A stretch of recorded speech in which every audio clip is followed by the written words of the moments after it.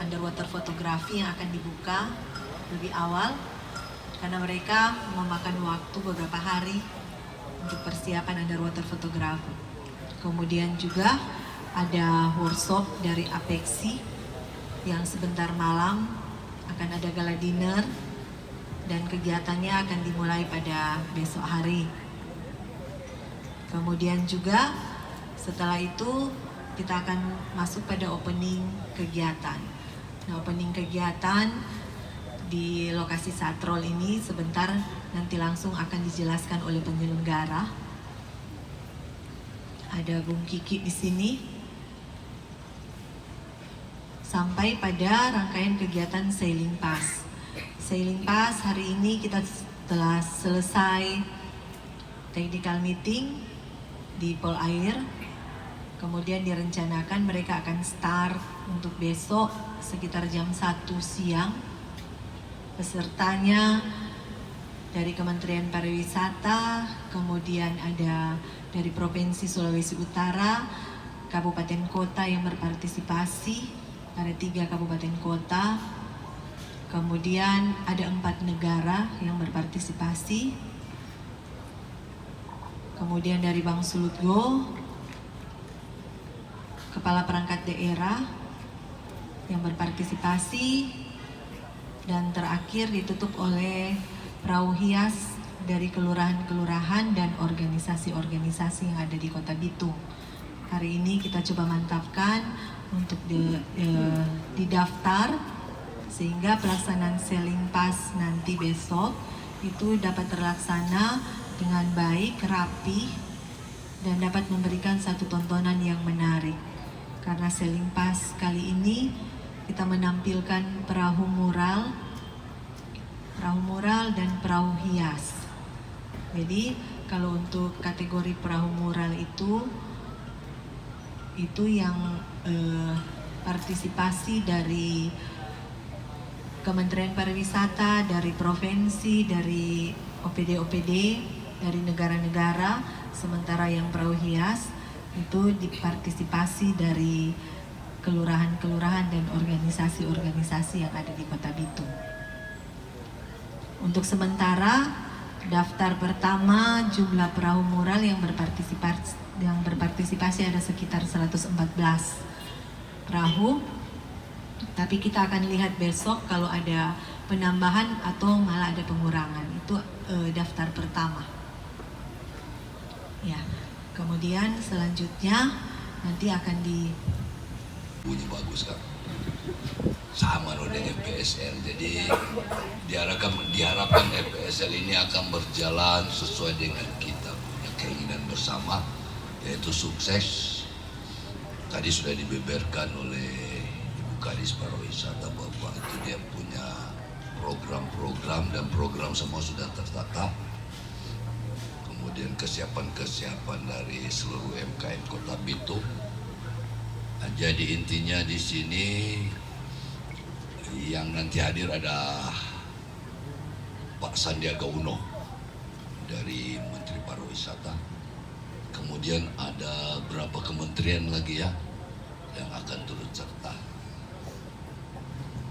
Jadi diimbau untuk nantinya untuk seluruh masyarakat juga para insan pers, media turut bersama-sama dengan pemerintah Kota Bitung torang sukseskan ini FPSL Kota Bitung. Karena torang sudah lewat 2 tahun pandemi, sehingga tahun ini mungkin agak sedikit berkurang pandemi, bukan berarti berakhir ya, masih agak sudah berkurang. Kami pemerintah Kota Bitung, Pak Wali dengan saya, kemudian dengan Pak Sek, dengan pariwisata memberanikan diri untuk membuat FPSL yang sedikit lebih besar dari tahun-tahun kemarin. Jadi yang diharapkan untuk keamanan Kota Bitung itu yang kami butuhkan supaya tetap terjaga, dan pastinya ada keterlibatan dari media, pers juga. Tolong sehingga nantinya kalau ada riak-riak sedikit jangan dikasih lebih besar DP cerita, supaya kan ya minimal lah kita orang sama-sama menjaga supaya tidak terlalu dalam menjaga DP keamanan juga bersama-sama dengan aparat keamanan. Dalam hal ini ada Polres, ada TNI AD, ada TNI AL, dan Satpol PP, sehingga semua bisa berjalan baik. Ya, intinya mari kita sukseskan FPSL Kota Bitung tahun 2022 supaya Kota Bitung ini namanya bisa keluar di dunia nasional bahkan internasional, sehingga program pariwisata Kota Bitung bisa terdongkrak. Ya, karena ada rencana untuk jembatan Lembe, Bitung Lembe mau dibangun. Semua ada prinsipnya, semua akan bisa berjalan sesuai dengan keinginan orang semua. Saya pikir demikian dapat saya sampaikan. Terima kasih untuk perhatiannya. Dan selanjutnya tinggal mungkin yang mau ada pertanyaan atau apa silakan. Di sini juga sudah ada ini panitianya juga ya, untuk panitia pelaksana ya, panitia pelaksana. Ada Kadis, ada Pak Wali juga. Ini pemain utama kok sebenarnya. Jadi yang tiga mau tanya silakan saja. Selamat sore, saya Francine dari MNC Group 4 TV. Saya ingin menanyakan teknisnya untuk pas opening, setelah ada sambutan dari wali kota dan sebagainya. Selling pass ini yang mungkin momen yang saya akan menjadi menarik, ada beberapa titiknya di mana saja, karena kan yang di rundown hanya dibilang main stage di sini toh. Nah, biasanya kan ada yang dari Perikani atau sebagainya. Dan yang menjadi puncaknya itu di closing nanti di hari ulang tahun HUT Kota Bitung, dipusatkan di sini saja atau bagaimana? Terima kasih.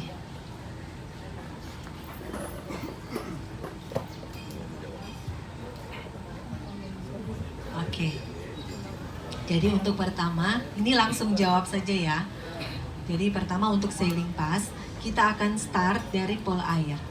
Jadi seluruh peserta sailing pass startnya dari Pol Air, termasuk yang akan mengikuti karnaval laut. Jadi masing-masing perahu itu di depannya ada karnaval laut, ada orang yang memakai baju karnaval. Nah, karnaval laut ini itu di seluruh Indonesia ini baru di Bitung yang ada seperti ini. Biasanya karnaval di darat. Jadi kita menampilkan sesuatu yang beda di Bitung, yaitu karnaval laut dengan tematik-tematik laut tentunya, bahari, dan tematik-tematik pariwisata serta kota digital di Bitung. Kemudian titik-titik yang dapat menjadi tempat nonton itu ada 3 tempat. Pertama di Satrol sini. Satrol ini dikhususkan untuk para tamu yang dari luar kota Bitung, yang undangan yang ada di kota Bitung, kemudian yang bisa terjangkau di sini, karena tempat yang akan menonton sailing pass kan itu tidak besar sebenarnya, hanya di dermaga. Kita tidak bisa menampung banyak untuk lokasi sini. Tapi ada titik kedua yang bisa menjadi tempat nonton, yaitu Pelabuhan Perikanan. Jadi titik kedua tempat nonton adalah Pelabuhan Perikanan bagi masyarakat. Kemudian yang ketiga Tugu Trikora, karena jalurnya dari Pol Air dia ke sini dan putar finishnya di Tugu Trikora. Dari Tugu Trikora, perahu-perahu yang untuk mural mereka akan merapat ke sini. Merapat ke sini sehingga masyarakat dapat berfoto dengan perahu-perahu mural dan peserta-peserta yang akan mengikuti karnaval laut. Sementara perahu hias mereka akan kembali ke tempat masing-masing, atau akan ada juga yang masih berparade sendiri. Mereka bebas. Tapi kalau untuk mural, mereka akan nantinya jadi pajangan untuk sampai tanggal 6. Tapi ini hanya sampai dengan tanggal 6. Tanggal 7 dan seterusnya mereka akan kembali lagi aktivitas mereka, karena itu adalah perahu taksi. Kalau kita pakai di sini semua itu perahu taksi, kasihan orang Lembek mau ke sini susah kalau dia jadi pajangan semua. Jadi untuk tanggal 6 mereka di sini sampai malam mereka jadi pajangan. Setelah itu besoknya kembali beraktivitas seperti biasa karena seluruh perahu kan sudah cantik-cantik semua, sudah dicat dan sudah dimural. Nah, dan untuk kegiatan untuk closing nanti akan dijelaskan oleh penyelenggara. Terima kasih atas kesempatan. Kita mungkin menjelaskan dari keseluruhan acara. Untuk keseluruhan acara, main areanya untuk event FPSL kali ini ada di Satrol. Tapi kita juga mempunyai sub-sub event yang di luar area Satrol. Jadi seperti trail adventure, ada juga fishing, fin swimming, itu berada di Kelurahan Nembo, ada di Kek. Tapi untuk closing sendiri itu hanya di area Satrol. Dan untuk keamanan sendiri kita tahu bahwa nanti di closing ada gestar Jamrut. Kita juga sudah berkoordinasi dengan pihak-pihak terkait seperti kepolisian, dan diharapkan dengan partisipasi dari teman-teman media juga bisa membantu untuk menjaga situasi tetap kondusif. Dan kalau FPSL sebagai orang pesta rakyat, semoga semua bisa bersenang-senang nanti. Bahkan orang dapat impact dalam event kali ini. Kalau Pak Wali Kota dan Pak Wakil dia bilang temanya ini pemulihan ekonomi. Mungkin cuma itu. Terima kasih. Nanti kita mau tambahkan sedikit supaya dapat dipahami bahwa ini bukan sekedar seremoni. Ada sasaran kami pemerintah Kota Bitung. Kenapa kami berani membuat ini FPSL Kota Bitung dan sedikit lebih besar dari kemarin-kemarin?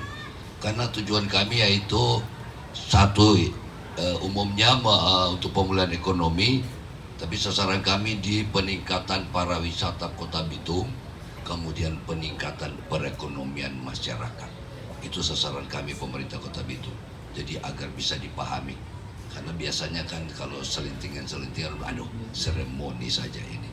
Tapi kita akan berusaha untuk nanti orang lihat bersama kegunaan manfaat dari orang buat FPSL ini dengan dibuat sedikit agak besar.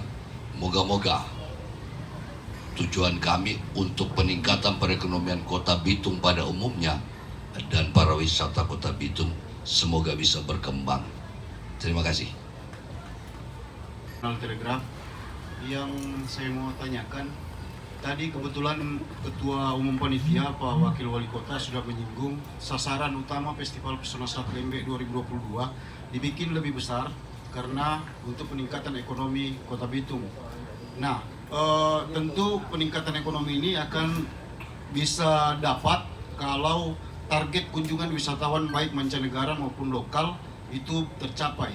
Nah, pertanyaan saya, efek dari Festival Pesona Selat Lembe 2022 ini untuk tahun 2023 kunjungan wisatawan ke Kota Bitung, apakah pemerintah kota, dalam hal ini Dinas Pariwisata, sudah punya target berapa banyak kunjungan wisatawan yang akan datang sebagai impact dari kegiatan ini? Terima kasih. Ya, makasih. Karena ini dilabel pertanyaan, jadi kita bilang Pak Ketua Panitia izin oleh kota yang jawab.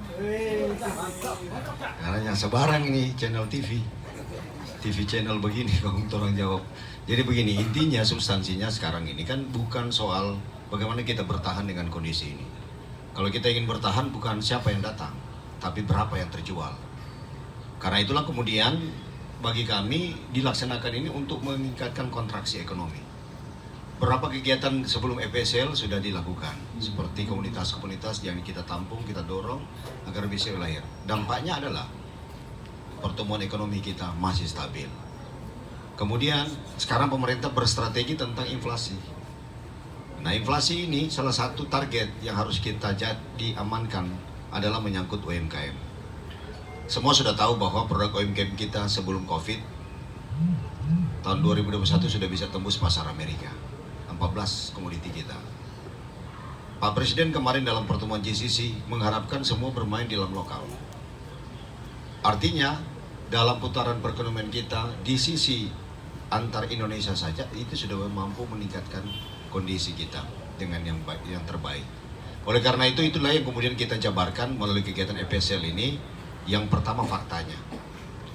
Sebagaimana harapan daripada kita semua, apakah meningkat dari tahun ke tahun? Untuk EPSL ini saya jamin meningkat. Ukuran saya adalah pertama penyelenggara, event organizer. Dulu kita menggunakan event organizer di luar orang Bitung. Sekarang ini asli Bitung event organizer. Kalau kita belajar tentang kedaulatan, kita belajar tentang bagaimana memanfaatkan aset yang ada dalam untuk mampu mereka menghasilkan sesuatu yang ada di dalam sini. Nah, ini sudah kita bukti. Artinya tidak ada money flight, ya tahu, uang tidak beredar dan tidak lari keluar, tapi dia tetap tinggal. Anggaran yang besar sebelumnya bisa dia lari keluar, tapi sekarang ini tinggal menetap di Kota Bitung. Dengan hadirnya teman-teman IO lokalan. Produk UMKM kita dulu belum bisa masih dalam berkelas, sekarang sudah berkelas. Tampilan packagingnya, modelnya sudah banyak variasi. Karena itulah kemudian didorong-dorong dalam pertemuan-pertemuan, dalam beberapa pelatihan yang dibuat oleh Dinas Pariwisata, Dinas Perdagangan, Dinas Koperasi. Puncaknya ada pada pengakuan di EPSL ini. Kalau soal jumlah, berapa banyak orang yang datang, itu yang jadi pertimbangan oleh tim keamanan kemarin. Tadi malam kita rapat di sini, semua instansi Forkopimda Plus melakukan pertemuan. Jadi perspektif kita untuk supaya tidak terjadi seperti yang kita tidak inginkan bersama, apa yang terjadi di saudara-saudara kita di Malang. Karena itulah kemudian pihak keamanan tadi malam sampai tadi mereka masih belum selesai rapat, bagaimana mempersiapkan segala sesuatu sambil kita menghimbau kepada masyarakat untuk sama-sama kita. Karena ini masih status pandeminya belum dicabut, tapi kita tetap percaya teman-teman media akan mampu menyampaikan pesan-pesan kepada publik agar kita tidak melakukan hal-hal yang tidak kita inginkan bersama.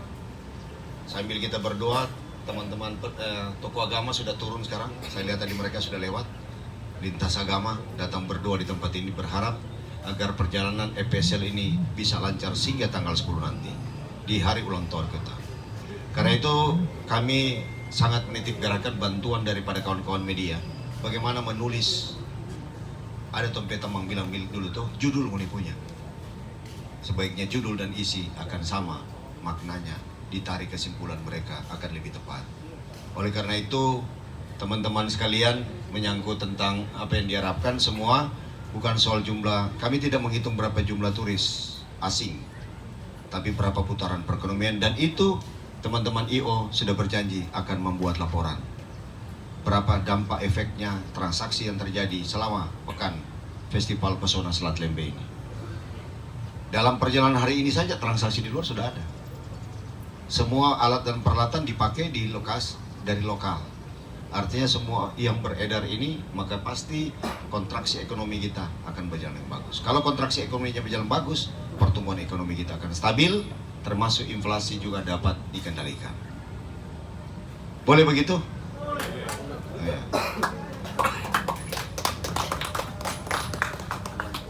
Masih ada lagi?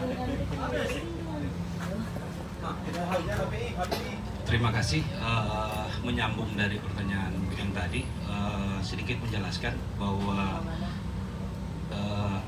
dampak dari FSL di tahun 2022 kali ini kayaknya sudah terlihat karena berdasarkan data kami di lapangan, ada beberapa hotel termasuk Vape Hotel di tanggal 5 sampai tanggal 7 sudah full booking.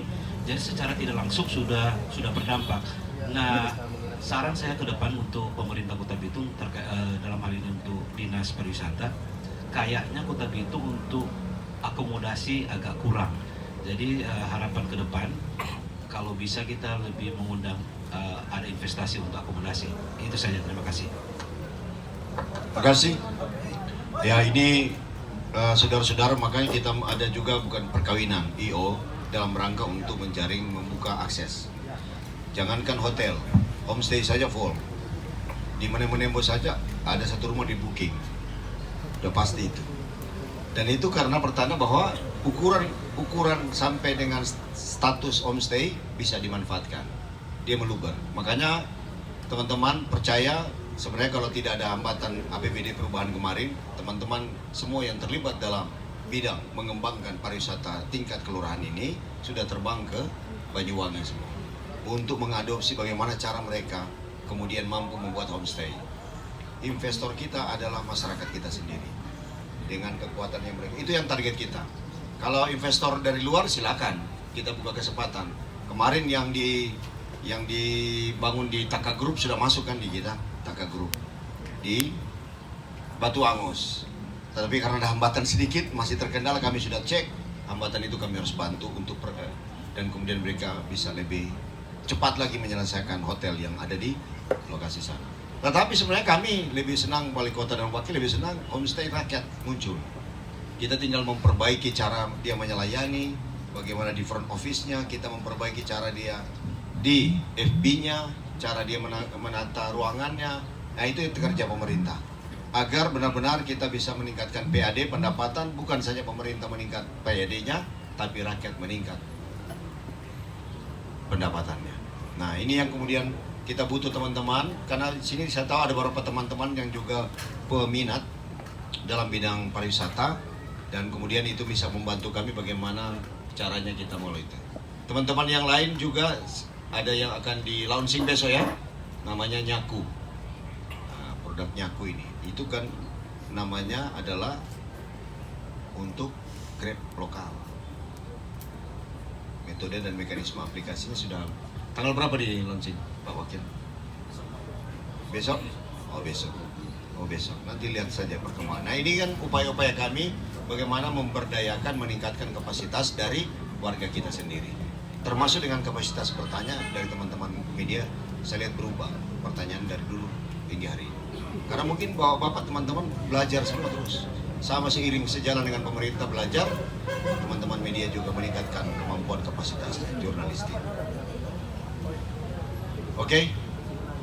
Tapi kalau hotel sudah jangan tanya sekarang full. Sedangkan di hukum, saya mati cari tambah. Panitia saja mau cari tambah yang di-booking oleh kawan. Hampir rumah dinas. Full. Tapi